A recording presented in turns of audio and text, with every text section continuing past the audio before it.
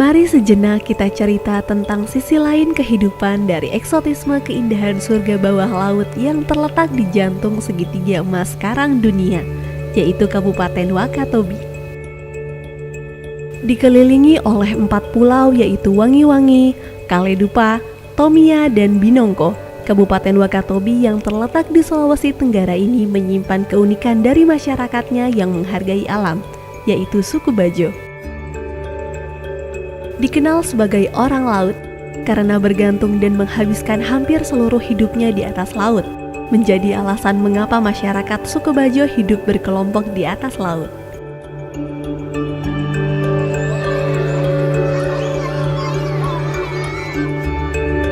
Saya di sini sejak tahun 70 saya lahir. Saya mengikuti orang tua.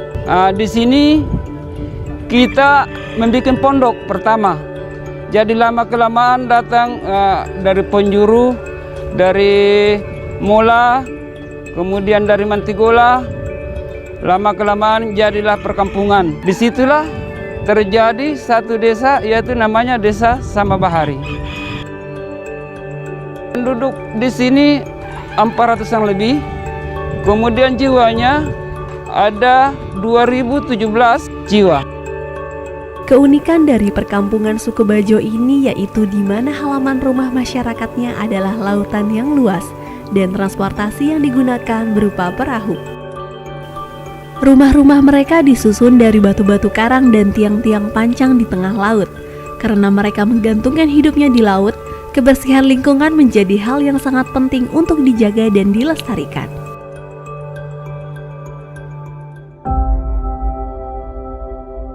Harapannya bagaimana caranya supaya juga orang Bajo ini sama pendidikannya dengan orang darat dan juga sejajar dengan orang darat. Bajo atau orang Bajo yang kita kenal selama ini hidup di laut dan dulunya nomaden, pindah-pindah, sekarang sudah menetap di pesisir maupun di laut dangkal dan di pulau kecil. Jadi saat ini suku Bajo itu tersebar pada 23 provinsi. Hampir semua pulau di Indonesia ini ada suku Bajo di situ. Tapi yang dominan ada beberapa provinsi, yaitu Provinsi Sulawesi Tenggara, Sulawesi Tengah, Sulawesi Selatan, Sulawesi Utara, NTT, NTB, Jawa Timur, dan juga Kalimantan. Informasi dari teman-teman se-Indonesia yang kami himpun, itu kita memprediksi kurang lebih 7-10 juta lah, kurang lebih masyarakat Bajo yang ada di Indonesia itu.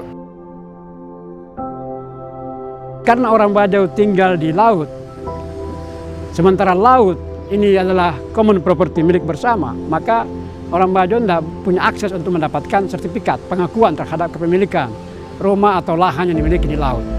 Nah, dengan demikian, dengan tidak adanya katakanlah akses kepemilikan aset di laut, ini berimplikasi juga kepada kesempatan mereka untuk mendapatkan skema-skema pemberdayaan masyarakat atau bisnis atau pengembangan usaha, karena tidak punya kolateral, tidak punya jaminan untuk misalnya mengakses katakanlah permodalan dari bank.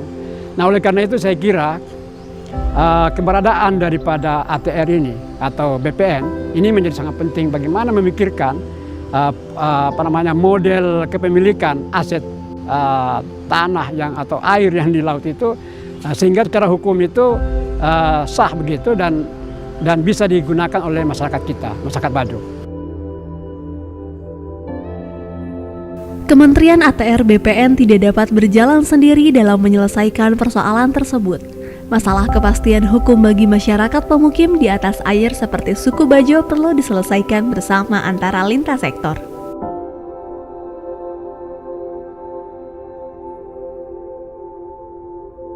Bagaimana masyarakat suku Bajo itu hidup secara aman, nyaman.